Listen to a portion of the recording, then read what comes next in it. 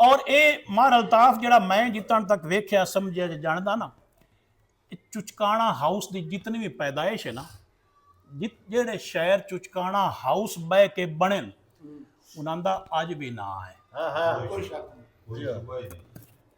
तुसी वेखो कि उस टाइम यासीन रियाज दो ही वड्डे नाम और दोवें एडी मां अज भी यासीन ते रियाज नहीं जम सकी दौड़े दे विच।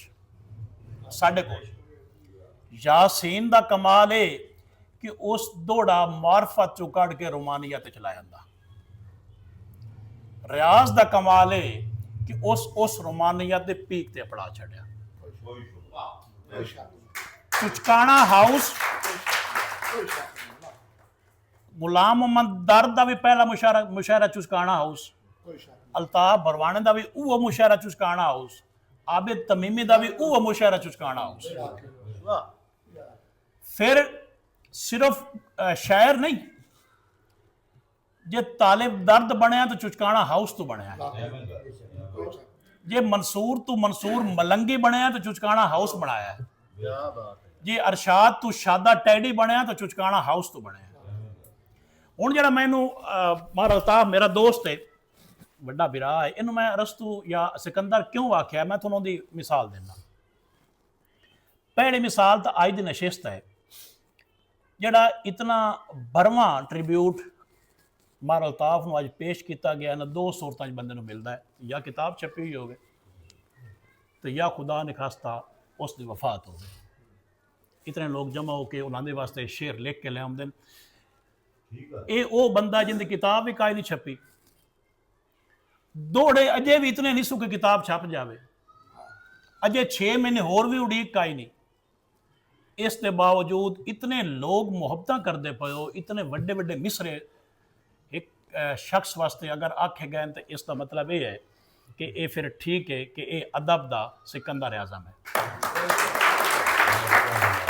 जरा अल्ताफ दा कमाल भी है कि एक स्टूडेंट मैं अल्ताफ दा असल कमाल मैं शायरी वेख्या ना, साढ़े कोल ना जितने भी हुण शायर मौजूद ने ये उस निसाब का हिस्सा जेड़ा निसाब यासीन ते रियाज ने तरतीब दिता है।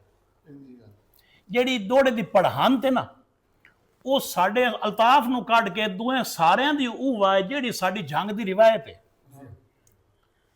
यासीन ते रियाज तो शुरू होकर जेड़ी हुण तक चलती आउंदी है, उह रिवायत सारियां दौड़े पिछों जार बख्श बैठा या मार बैठा है, उह टुरदी आउंदी है। इस दी अपनी इनफरादियत है। जेड़ा बंदा किसी भी रिवायत तो बगावत करता है, वह आम बंदा ही नहीं होता, वो खास होता है।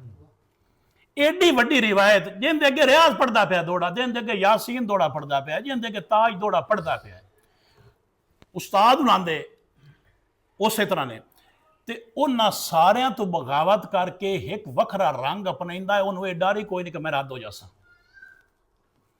और वो रंग फिर इतना उस पक्का रहा है कि उस रंग नू अगल एक डोर पिया और दुनिया अज उस रंग ते मरदी है। मैं जरा मार अल्ताफ का दौड़ा है ना, मैं एक और गल करदा, मार अल्ताफ ते दौड़ा नू गावन की लोड़ ही काई नहीं होंदी, किसी गुलकार की लोड़ नहीं, वो आप ही गा छड़दा है। किसी गुलकार की लोड़ ही नहीं कि गुलकार आके गावे। जिवें वो दौड़ा पढ़ता है, दुनिया दो तरह की फैन है, एक दौड़ा पढ़ात की फैन है, एक मिसरियां की फैन है। मिसरे चंगे होंगे जड़ा फिर शायर ना, साढ़े को अजकल दो तरह के शायर ने, शायर होंगे ही दो तरह के ने, एक शायर मुशायरे का होंदा है, एक शायर किताब का होंदा है। मुशायरे बहुत वड्डे वड्डे शायर हो गुजरे ने, किताब के वो इस लैवल के शायर नहीं होए। साढ़े कोल एक सोशल मीडिया के शायर ने, एक मुशायरे के शायर ने, ते एक किताब के शायर ने। अजकल तीसरी कैटेगरी चूंकि सोशल मीडिया हो गया। जी हाँ, बिल्कुल सही बात की। कुछ किदाई मशहूर ने, कुछ किदाई मशहूर ने। मार अल्ताफ ऐसा बंदा है जड़ा 3 जगह ते मशहूर है। वाह वाह वाह, बहुत अच्छा। ये भी जड़ा ये है ना दान या ये मशहूरी है, ये हर बंदे नू नसीब नहीं होंदी। ये अल्लाह ताला किसे किसे देंदा। दौड़े होर भी बंदे चंगे लिखते वदन, ये नहीं मैं दौड़ा सिर्फ मार अल्ताफ लिखता पाया, मैं इस गल नू मनदा ही नहीं। दौड़े तुसीं अज भी नहीं सुनिया, ਬੜੇ ਚੰਗੇ ਚੰਗੇ ਦੋੜੇ ਲਿਖੇ ਨੇ, ਲੇਕਿਨ ਇੱਜ਼ਤ ਮਾਲਕ ਕੋਲ ਹੈ। ਉਹ ਜਿਹਨੂੰ ਦੇਣਾ ਚਾਹਵੇ ਉਹਨੂੰ ਕਿਹੜਾ ਗੁਣ ਪਸੰਦ ਆਉਂਦਾ ਹੈ। ਲੇਕਿਨ ਇੱਕ ਚੀਜ਼ ਜ਼ਰੂਰ ਹੈ, ਉਹਦੇ ਪਿੱਛੇ ਉਹਨਾਂ 40 ਸਾਲ ਦੇ ਧੱਕੇ ਮੌਜੂਦ ਨੇ। ਮੈਂ ਇੱਕ ਦਿਨ ਨੂੰ ਮਜ਼ਾਕ ਮੇਰਾ ਜੋ ਕਿ ਚੱਲਦਾ ਹੈ ਮਜ਼ਾਕ, ਮੈਂ ਉਹਨੂੰ ਆਖਿਆ ਅੱਜ ਕੱਲ ਅੱਲਾ ਅਰੂਜ ਦਿੱਤਾ ਹੀ ਤੇ ਉਸ ਅਰੂਜ ਨੂੰ ਨਿਭਾਉਂਦਾ ਵੀ ਪਿਆ ਤੇ ਖੱਟਦਾ ਵੀ ਪਿਆ। ਉਸ ਆਖਿਆਂ ਦੇ ਪਿੱਛੇ 40 ਸਾਲ ਹੈ। ਜਿਹੜਾ 40 ਸਾਲ ਰਗੜਾ ਖਾਦਾ ਹੈ ਨਾ, ਉਹਦਾ ਅੱਲਾ ਮੈਨੂੰ ਸਮਰ ਦਿੱਤਾ ਹੈ। ਯਕੀਨਨ ਮਿਲਣਾ ਚਾਹੀਦਾ ਸਮਰ ਜੀ।